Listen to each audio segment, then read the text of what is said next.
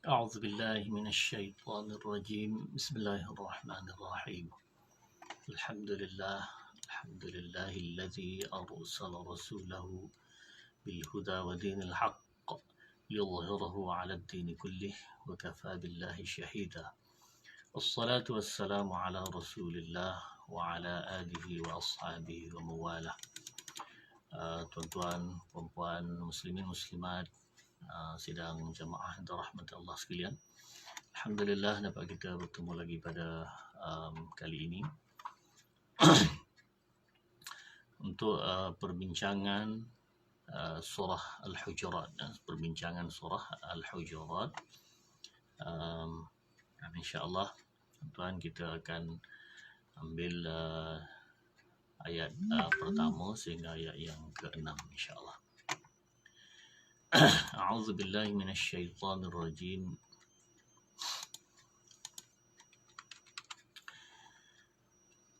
بسم الله الرحمن الرحيم.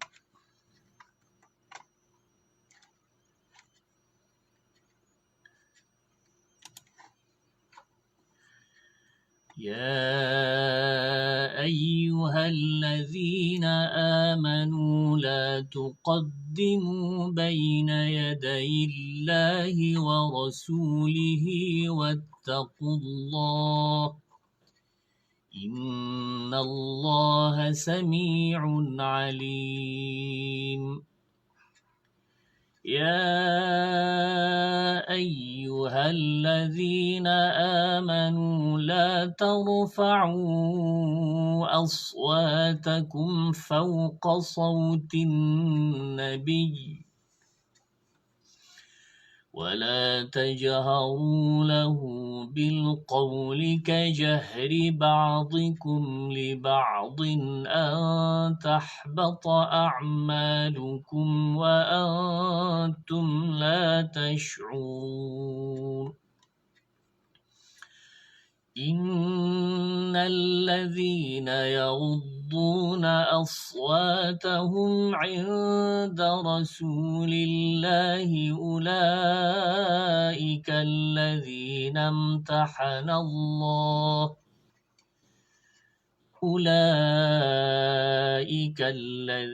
امتحن الله قلوبهم للتقوى لهم مغفرة وأجر عظيم. إن الذين ينادونك من وراء الحجرات أكثرهم لا يعقلون. ولو أنهم صبروا حتى تخرج إليهم لكان خيرا لهم والله غفور رحيم. يا أيها الذين آمنوا إن جاءكم فاسق بنبأ فتبينوا أن تصيبوا قوما بجهالة فتصبحوا على ما فعلتم نادمين. Sadaqallahul Azim. Jadi terima kasih kepada tuan-tuan, puan-puan yang telah bersama-sama pada malam ini. Jazakia, Ahmad Safri, Surau An-Nur, Raja Maimunah dan lain-lain lah yang bersama kita pada malam ini. Kita perbincangannya surah Al-Hujurat. Surah Al-Hujurat ayat 1 hingga 6 insya-Allah. Dalam kesempatan masa yang ada ini kita cubalah. Terima kasih Nur Madinah, Waalaikumsalam dan yang lain-lainnya. Jahrohana Ma'ruf dan ayah. Nah. Ya ayyuhalladzina amanu la tuqaddimu baina yadayillahi wa rasulihi wattaqullah. Wahai orang beriman, jangan kamu memandai-mandai melakukan satu perkara sebelum mendapat hukum kebenaran dari Allah dan Rasul. Dan bertakwalah kepada Allah. Sesungguhnya Allah Maha mendengar lagi Maha mengetahui. Ya ayyuhalladzina amanu la tarfa'u aswatakum fawqa sawtin nabi. Wahai orang beriman, jangan kamu mengangkat suara kamu fawqa sawtin nabi, lebih daripada suara Nabi. Wala tajharu lahu bil qawli kajahri ba'dikum li ba'din an tahbata a'malukum. Dan jangan kamu menyaringkan suara semasa bercakap dengannya, baginda, sebagaimana setengah kamu yang menyaringkan suara semasa bercakap dengan setengah yang lain. Sedang kamu tidak menyedarinya. Boleh jadi dia akan menghapuskan amalan-amalanmu sedang kamu tidak menyedarinya. Innal ladzina yaghudduna aswatahum 'inda Rasulillah. Sesungguhnya orang yang merendahkan suaranya semasa mereka berada di sisi Allah dan Rasul, di sisi Rasulullah sallallahu alaihi wasallam, mereka lah orang yang telah dibersihkan hati untuk bertakwa, mereka beroleh keampunan pahala yang besar. Sesungguhnya orang-orang yang memanggilmu dari luar bilik tempat ahlimu, wahai Muhammad sallallahu alaihi wasallam, kebanyakan mereka tidak mengerti akan adab tertib. Dan kalaulah mereka bersabar menunggu sehingga engkau keluar menemui mereka, tentulah cara demikian lebih baik bagi mereka. Dan ingatlah Allah Subhanahu wa taala Maha Pengampun lagi Maha Mengasihani. Tuan-tuan muslim simak rahmat Allah sekalian. Surah Al-Hujurat ini ada beberapa peringatan penting lah, dari sudut adab, dari sudut tata cara menghadapi orang lebih mulia. Orang lebih mulia tu lebih-lebih lagi, itu adalah Nabi sallallahu alaihi wasallam. Dan mengajar juga kepada kita tentang perkara-perkara yang berkaitan yang kita kena rujuk kepada Allah dan Rasul. Ayat pertama itu, wahai orang beriman, jangan kamu mendahului atau memandai-mandai sebelum perkara tersebut kamu rujuk kepada Allah dan Rasul. Baik, ayat ini sebenarnya tuju kepada dua orang sahabat besar. Siapa dia? Abu Bakar dan Umar. Jadi kenapa tak kata pada Abu Bakar dan Umar sahaja? Tak. Oleh kerana tujuan ayat Quran ini bukan hanya merujuk kepada individu tertentu, maka ayat ini ya ayyuhalladzina amanu, semua orang beriman, termasuk daripada golongan yang ditujukan oleh Allah. Khitab, dia panggil khitab ini, maksudnya ditujukan oleh Allah kepada manusia secara umumnya, orang beriman. Jadi kisahnya dalam hadis Sahih Bukhari menyebutkan bahawa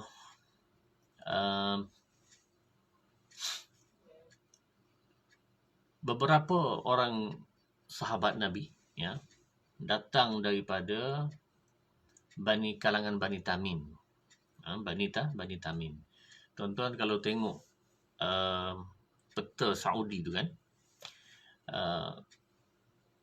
Mekah dan Madinah ini lebih kepada sebelah barat, ya. Sedangkan Bani Tamim datang dari sebelah timur. Jauh jugalah, beratus kilometer juga mereka ini datang berjumpa Nabi sallallahu alaihi wasallam.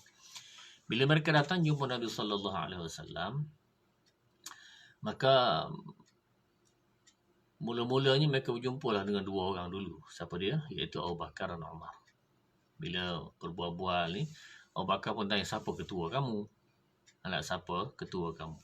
Maka jawabnya mereka, Bani Tamim ini, oh, kami datang ni untuk ziarah Nabi, tak adalah lantik ketua-ketuanya, kan. Lalu Abu Bakar pun kata, ginilah, lantiklah Amir Qa'qa' bin Ma'bad. Lantiklah satu orang yang barangkali banyak cakap kat situ sikit kan. Lantik orang ni lah Qa'qa' bin Ma'bad.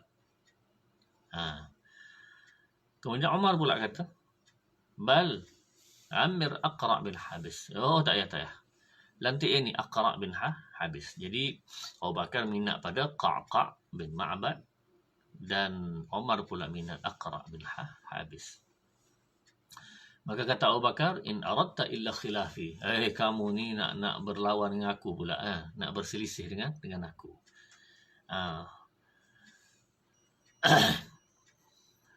Jawab pula Umar, ma aradtu khilafak. Aku tidak berniat untuk berselisih dengan kamu. Fatamariya hatta irtafa' aswatuhuma, sehinggalah bisinglah kerana duduk berselisih ni. Didengar Nabi sallallahu alaihi wasallam. Kemudian turunlah ayat, wahai orang beriman, jangan kamu mendahului Allah dan Rasul. Maknanya kenapa tak tanya pada Rasul? Gitu. Tuan-tuan saudara rahmat Allah sekalian.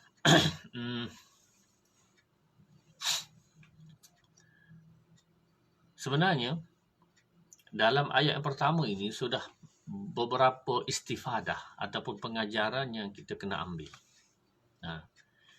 Nombor satu, tuan-tuan, Abu Bakar dan Umar ni berselisih tentang takmir Qa'qa' bin Habis. Takmir ni maksud melantik Qa'qa' ataupun Aqra'. Nak lantik yang mana? Sebagai juru cakap lah kita kata sebelum jumpa dengan Nabi sallallahu alaihi wasallam. Itu yang isu pertikaian. Soalannya, bukankah Abu Bakar dan Umar ini sangat-sangat mengagungkan Nabi, sangat-sangat faham tentang riak wajah Nabi, kesukaan Nabi, minat Nabi. Dia faham belaka tu tak? Lebih-lebih Abu Bakar dan Umar ni mertua Nabi, sahabat terdekat. Jadi kenapa dalam hal ini tiba-tiba mereka buat keputusan tak tanya? Sehingga berlaku selisih begini-begini. Tuan-tuan muslim rahmat Allah sekalian, ini satu perkara yang kita kena renung bersamalah. Ustaz ucap terima kasih kepada tuan-tuan puan-puan yang bersama. Tak sempatlah Ustaz nak baca satu persatu kan. Mudah-mudahan kita perbincangan kita ini pada ayat surah Al-Hujurat. Surah Al-Hujurat,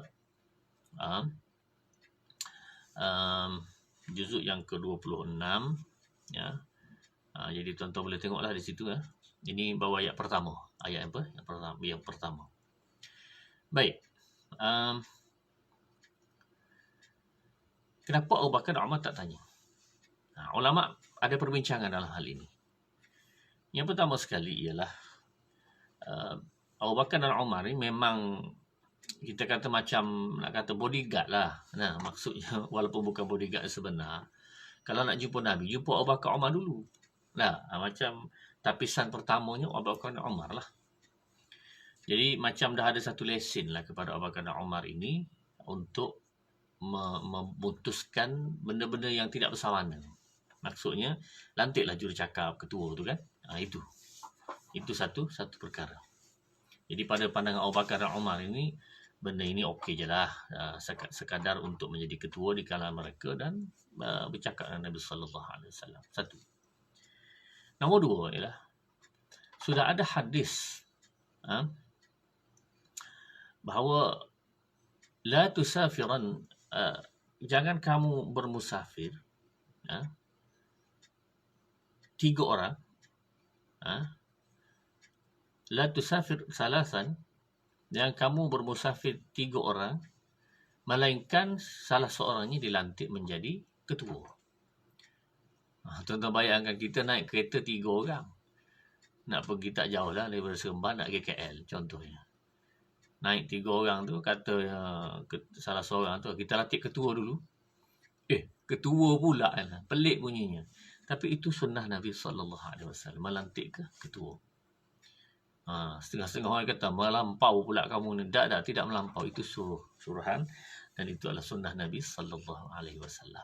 Jadi lantik ke ketua. Jadi oleh kerana sudah ada suruhan Nabi dalam masalah tersebut, jadi Abu Bakar dan Umar tak payahlah. Lantik aja lah. Cuma isu di sini, lantik itu ada perbezaan pandangan. Umar kata Qa'qa'. Abu Bakar kata Qa'qa' bin Ma'bad dan Umar kata Aqra' bin Habis. Jadi bila isu pertikaian seperti ini, tuan-tuan, adalah jelas dalam ayat Quran menyebut dengan jelas, farudduhu ilallahi war rasul, kembalilah kepada Allah dan Rasul, dan Rasulullah ada. Jadi bila pertikaian begitu, maka ini teguranlah kepada Abu Bakar dan Umar.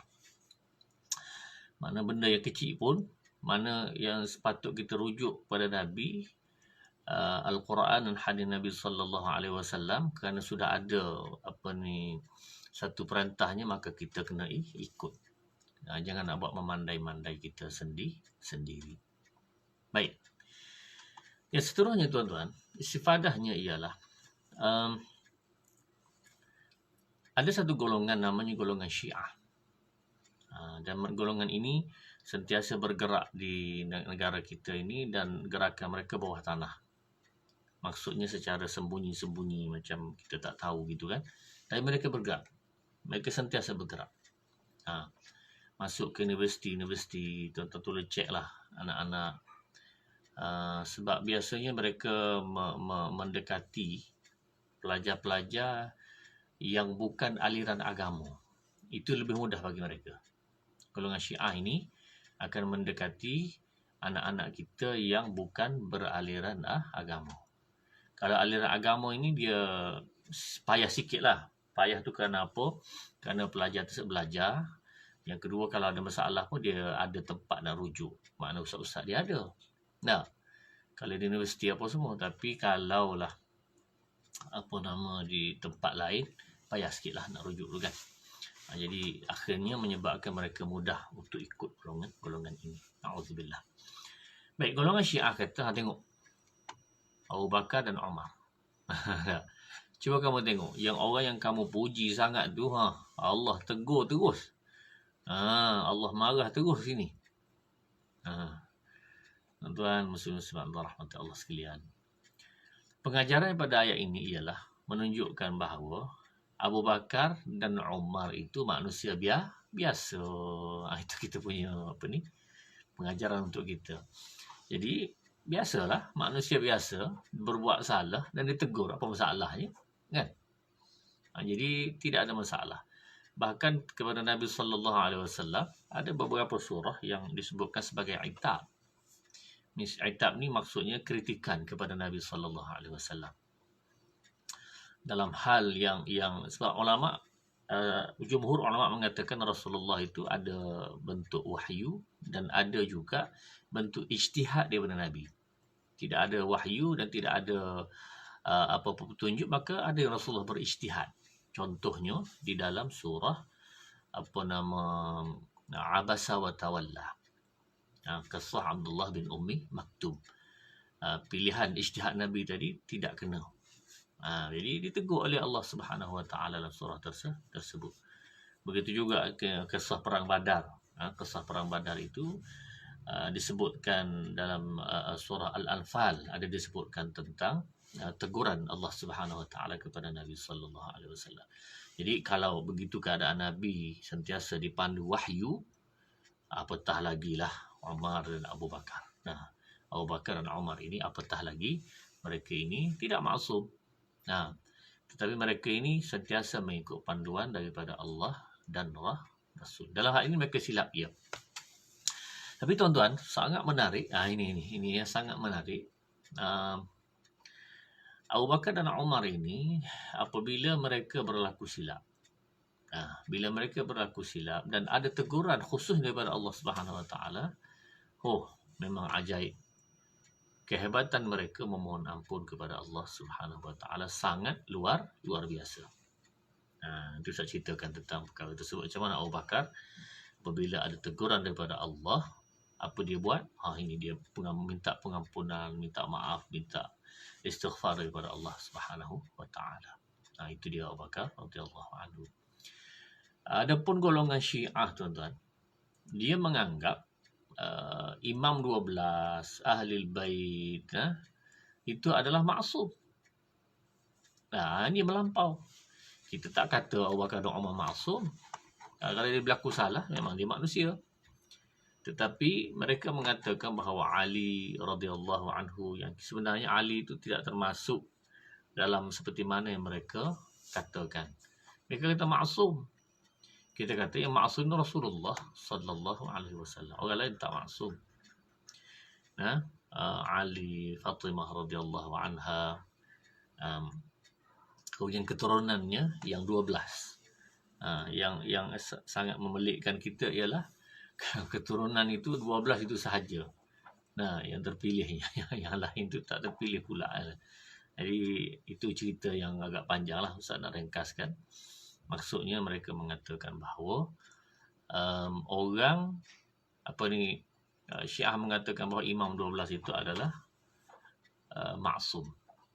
Kemudian ada khilaf pula maksum itu siapa itu, ada khilaf pula di situ. Baik tuan-tuan. Muslim rahmati Allah sekalian. Abu Bakar radhiyallahu anhu adalah seorang, kita kata seorang manusia yang sangat mulia di sisi Allah Subhanahu wa taala. Bukti dia mulianya tuan-tuan puan-puan ialah dia bersama dengan Nabi sallallahu alaihi wasallam semasa dakwah Nabi, semasa hijrah. Dan dia dikejar untuk dibunuh sehingga bersembunyi di Gua Sur itu. Kemudian dikejar sehingga nak dibunuh oleh orang-orang kafir. Sehingga Allah puji dalam Al-Quran, iaitu dua golongan, dua orang. Saniyasnaini idhuma fil ghar. Allah puji dua orang ini, iaitu Nabi sallallahu alaihi wasallam dan juga Abu Bakar radhiyallahu anhu dalam gua. Jadi tuan-tuan, muslim rahmat Allah sekalian. Kehebatan Abu Bakar ini, kemuliaan di sisi Allah Subhanahu wa taala, bahkan menjadi pak mertua kepada Nabi sallallahu alaihi wasallam. Dia telah bersama membantu Islam ini dengan segala-gala kebolehan yang dia ada. Sehingga Umar Al-Khattab radhiyallahu anhu pernah cuba lawan Abu Bakar dari sudut memberi infak kepada agama, kepada Islam. Bila sekali Rasulullah SAW minta infak hartanya apa semua di satu peperangan, maka Umar kata, kali ini aku akan menang dengan Abu Bakar. Dia pun bawa lah semua harta dia, apa yang dia ada, kepada Nabi sallallahu alaihi wasallam. Abu Bakar pun bawa juga. Maka Rasulullah tanya Umar Al-Khattab,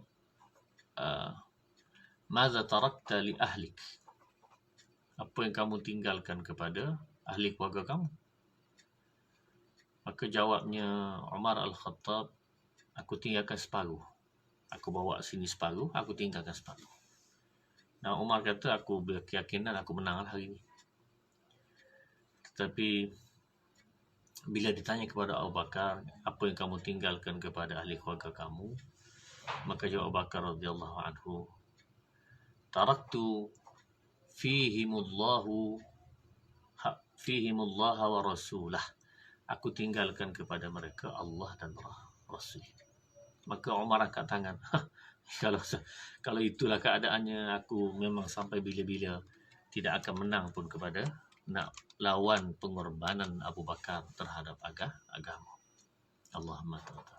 Baik, saya nak bagi contoh yang bagaimana Abu Bakar ditegur oleh Allah Subhanahu wa taala, dia melakukan dengan segala apa yang dia boleh. Kehebatannya tuan-tuan. Dalam hal ini dia ditegur. Dalam satu kisah lain, tuan-tuan kalau buka surah An-Nur, surah An-Nur lebih kurang juzuk yang ke 18, 17, 18 itulah, surah An-Nur. Kisah hadithul ifk. Hadithul ifk ini ialah kisah Aisyah, anaknya Abu Bakar, isteri Rasulullah sallallahu alaihi wasallam, dituduh berzina.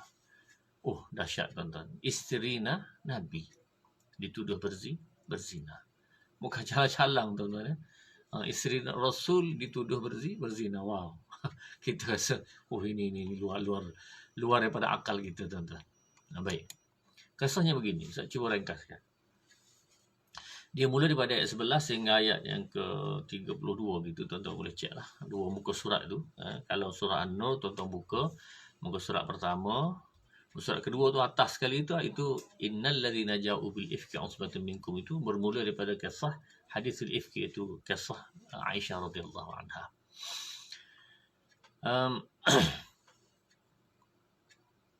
Rasulullah sallallahu alaihi wasallam, Aisyah bercerita, ni ada sahih Bukhari ada.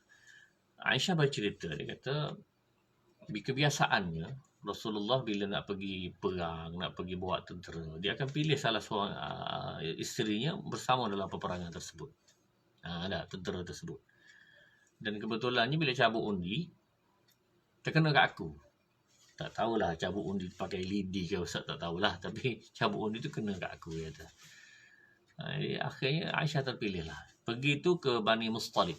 Bani Mustalik ini kat satu kampung yang ramainya kaum Yahudi dan telah memecahkan perjanjian dengan Nabi. Yahudi biasalah, memang sampai sekarang pun kerjanya merosakkan perjanjian. Bila berlaku demikian, Rasulullah pun hantar tentera. Rasulullah pergi sendiri dan bawa lah salah seorang isteri, iaitu Aisyah radhiyallahu anha. Bila bawa isterinya, pergilah, kemudian dapat mengalahkan Bani Mustalik. Tak berlaku perang besar lah, sebab mereka tengok tentera Islam datang tu, mereka kelang kabut dan mengalah apa semua. Akhirnya balik. Tuan-tuan, bila Rasulullah sallallahu alaihi wasallam balik dalam perjalanan malam, waktu malam kan, bulan tengah mengambang. Kita cerita malam ya. Kemudian Aisyah ini dia dibawa tu di atas tandu. Tuan-tuan perasan tak raja-raja cerita Melayu dulu, raja pakai tandu tu kan, yang diusung tu oleh beberapa orang tentera. Jadi Aisyah duduk atas tu lah, dan tutup apa semua tu. Bila sampai satu tempat, Aisyah kata, aku sakit perut. Gitulah, nak qada hajat. Jadi tentera berhentilah semua kan, rehat apa semua. Aku hintai-hintai, okey, tengah dia duduk berehat tu, aku keluarlah, pergilah buang air dah, tak pada pasir yang luas kan. Jadi pergi buang air apa semua, datang balik. Bila datang balik tu, tengok tentera tak ada lah. sudah tak ada, malu sudah berlepas. Dan Aisyah kata bahawa aku kecil lagi masa tu. Maksudnya tubuh aku tak berat. Jadi tandu tu kalau diangkat sama ada orang ke tak ada orang, lebih kurang berat tandu tu, berat dah. Jadi tak beza sangat. Itu dia tuan-tuan. Maka akhirnya Aisyah pun tertunggu-tunggu. Dia kata, mesti Rasulullah datang balik. Takkanlah nak biar isteri dia. Itu pemikiran Aisyah lah. Dan tuan-tuan, dikata tengah nunggu tu, aku tertidur. Tak. Tuan-tuan, seorang perempuan di tengah padang pasir yang ditinggalkan begitu, tiba-tiba boleh tertidur. Wah. Ini menunjukkan apa, tuan-tuan? Ini menunjukkan ketenangan jiwanya. Ala bi zikrillahi tatma'innul qulub. Orang yang jiwa yang kelang kabut, tuan-tuan, tak boleh. Kalau kita lah tengah-tengah malam begitu, apa kita buat, tuan, ditinggalkan oleh orang apa semua, tak terpekik tolong kita, tuan-tuan. Nak pergi ke mana tak tahu apa semua ni, dia boleh tertidur. Ini, tuan-tuan. Jadi dalam kisah itu disebutkan tentang seorang sahabat. Rasulullah ni tentera zaman dulunya. Dulu dia ada satu gerombolan tentera. Ada seorang tentera akan duduk depan sekali dengan kudanya. Depan sekali. Mungkin kita 1 kilometer. Yang supaya dia jadi mata-mata. Maksud dia tengok ada musuh tak? Ada gangguan tak? Gitu. Ada seorang pula belakang sekali. Tolong tengok pula belakang sekali. Ada. Yang belakang ini namanya Safwan bin Mu'attal. Safwan bin Mu'attal ni dia pun naik, dia punya kuda dan apa semua tu, dia pun tengok kelibat dalam, sebab bulan tengah mengambang kan, dan kelibat seorang manusia. Dia pergi dekat dia, Masya Allah. Dia kata, Ummul Mukminin, Aisyah. Dan dia kata, aku pernah lihat Aisyah masa dia sebelum berkahwin Nabi sallallahu alaihi wasallam, mana dia boleh kenal Aisyah tu, rupa Aisyah. Maka Aisyah pun ceritalah keadaan yang dia tu ditinggalkan apa semua. Dia cerita tu. Safwan kata, tak apalah, Ummul Mukminin naiklah di atas kudanya. Naik atas kuda dan dia pun tariklah kuda tersebut. Bukan naik dua-dua, naik atas kuda. Dan dia tariklah sampai ke Madinah. Itu dia tuan-tuan. Bila sampai di Madinah, apa berlaku tuan-tuan? Inilah cerita, bermulalah cerita ni, hadithul ifki ni. Golongan munafik dan golongan yang nak menjahati Nabi SAW, dia gunalah peluang ni. Apa dia buat? Dia kata, Aisyah dan juga Safwan telah berzina. Allahumma tuan-tuan. Akibat daripada kisah ini, tuduhan ini, Rasulullah pun terdiam. Dia nak bela Aisyah pun tak boleh. Nak kata pembohong pun tak boleh. Ada. Tengok tuan-tuan. Ini Rasulullah sallallahu alaihi wasallam. Rasulullah telah mengasingkan diri daripada Aisyah selama lebih kurang, bukan 1 hari 2 hari tuan-tuan, 1 bulan lebih kurang. Sehingga ayat turun. Sehingga ayat turun membersihkan Aisyah. Jadi perhatikan tuan-tuan, orang yang begitu dekat dengan Allah Subhanahu Wa Taala, orang seperti ini pun diuji dengan begitu dahsyat. Kita kata kalau nak uji pun 1 hari 2 hari okeylah kan. Kita kata tak tuan-tuan, masya-Allah. Rupanya sampai 1 bulan. Ini terbiah daripada Allah Subhanahu Wa Taala. Sebab itulah Rasulullah sebenarnya tak merungut. Kenapalah ya Allah, kenapalah? Dia tidak begitu. Sebab Rasulullah telah diberitahu tentang nabi-nabi dahulu. Sunnata man qad arsalna qablaka min rusulina wala tajidu li sunnatina tahwila. Kamu lihatlah sunnah nabi-nabi dulu. Begitu dah. Sudah begitu keadaannya dan kamu tidak akan dapati sunnah itu berubah. Seorang nabi ini kanu yastahzi'un. Mereka akan dicela, dihina, dikata, segala bagailah. Itu sifat seorang nabi dikenakan begitu. Jadi Rasulullah tak merungut. Maknanya kalau Allah tidak turunkan lagi, itu sabarlah. Itu satu bentuk tarbiyah dan ujian kepada Nabi sallallahu alaihi wasallam. Lalu tuan-tuan, dari sehari itu sehinggalah sampai lebih kurang 29 atau 30 hari, turunlah ayat innal ladzina ja'u bil ifki usbatun minkum la tahsabu syarran lakum, ayat nombor 11 surah An-Nur sehingga ayat lebih kurang nombor 32 gitulah kan. Tuan-tuan boleh cek dalam Quran itu muka surat pertama, surat kedua dan ketiga. At-tayyibatu lit-tayyibin wat-tayyibuna lit-tayyibat. Orang yang perempuan yang baik kepada orang yang lelaki yang baik, lelaki yang baik kepada perempuan yang baik. Maksudnya Aisyah ni perempuan yang baik kepada lelaki yang baik, Nabi sallallahu alaihi wasallam. Jadi membersihkan Aisyah. Alhamdulillah, kata Aisyah, alhamdulillah, segala puji bagi Allah Subhanahu wa taala yang telah membersihkan namaku, teman-teman yang telah bersihkan Aisyah radhiyallahu anha. Tuan-tuan, muslim rahmatullah sekalian, apabila berlaku, ini baru nak masuk kita punya itu, walaupun panjang sikit cerita lah. Apabila kisah tersebut berlaku, antara orang yang menuduh Aisyah ini adalah Mistah bin Athram, gitulah. Mistah tu maksudnya, Mistah ini seorang lelaki. Dialah salah seorang tukang tolong buat cerita. Tolong buat cerita, tolong tuduh apa semua, dia tolong bawa. Maka dalam Islam, orang yang tukang tuduh begini, apa kena buat? Iaitu kena qazaf, hukum qazaf 80 rotan. Baik, tuan-tuan perhati. Orang yang takut sangat tentang hukum hudud kalau dijalankan apa semua ini, pertama sekali, kalau dia tak buat, jangan risaulah. Tak ada apa-apa. Islam tak akan cari orang yang tak buat salah.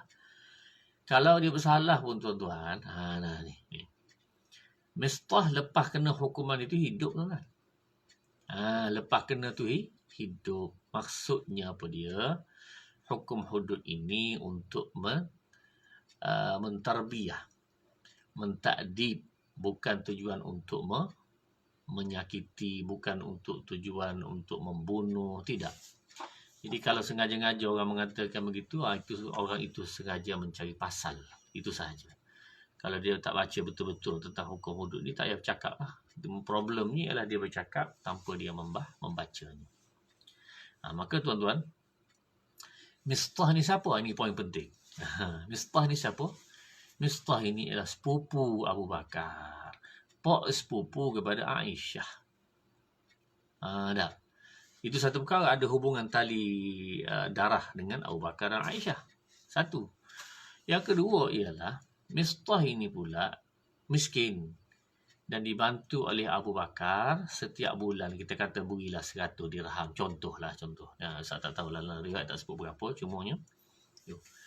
Jadi Abu Bakar sangat marah. Dah lah tuduh anak kita, salah tuduh tu. Tuduh tu bohong kan? Kena hukum qazaf.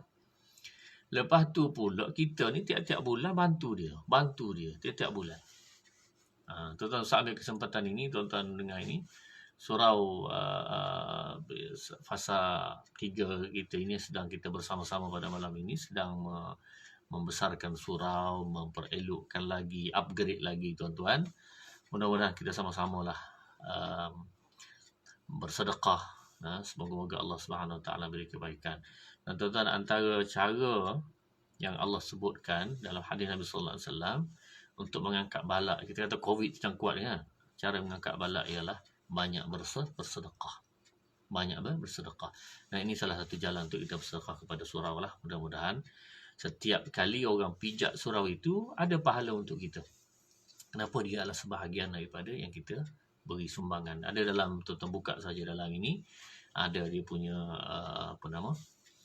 nombor akaun apa semua untuk tuan-tuan. Surau An-Nur fasa 3 Bandar Seremban. Surau An-Nur fasa 3A. Baik, tuan-tuan. Abu Bakar pergi jumpa Mistah. Apa Abu Bakar buat? Abu Bakar kata kepada Mistah, lan unfiquka abada, aku tidak akan beri nafkah. Aku tak akan bantu kamu lagi. Tuan-tuan, kita kata padanlah dengan Mistah buat tu. Abu Bakar kata begitu, menasabahlah. Tapi tuan-tuan, turun satu ayat dalam Al-Quran, wala ya'tali ulul fadli minkum was-sa'ati an yu'tu ulil qurba ila akhir al-ayat, iaitu janganlah si kaya di kalangan kamu yang menyekat daripada nak beri bantuan kepada orang susah apa semualah. Wal muhajirin fi sabilillah, semua sekali itu jangan kamu sekat. Ini teguran daripada Allah lagi kepada Abu Bakar.